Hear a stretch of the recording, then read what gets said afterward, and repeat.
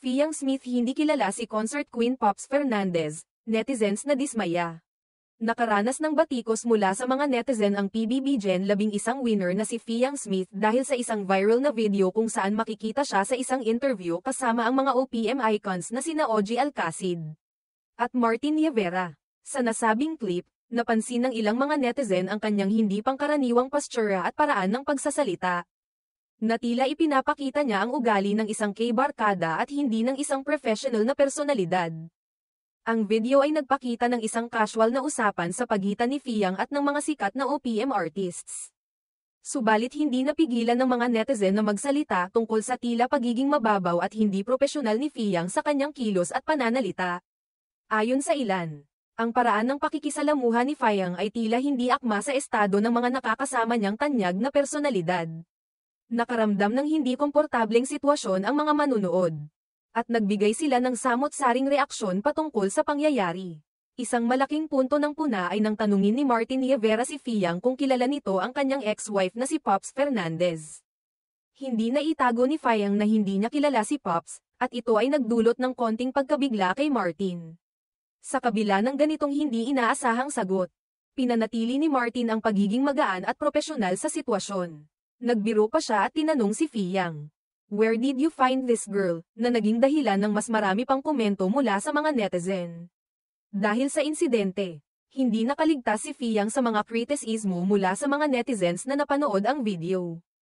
Marami sa kanila ang nagbigay ng kanilang mga opinyon at nagbahagi ng kanilang nararamdaman na tila nahihiya sila para kay Fiang sa kanyang mga reaksyon at postura.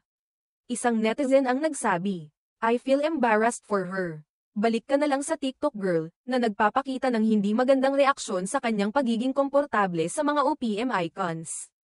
Isang iba pang netizen ang nagkomento, "The second-hand embarrassment, grabe haha," na nagpapahiwatig ng labis na pagkahiya na naramdaman ng mga manonood sa ginawa ni Fiang.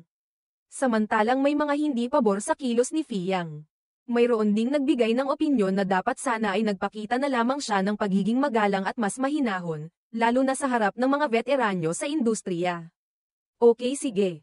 Kung hindi niya kilala si Pops, wala naman silang magagawa, pero naman, the way niya mag-react in front of those veterans sa industry.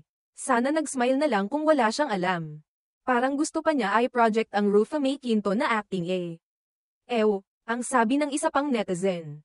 Ang komento na ito ay nagpapakita ng hindi pagkakasundo sa pagiging hindi formal at hindi angkop na pananaw ni Fiang sa sitwasyon.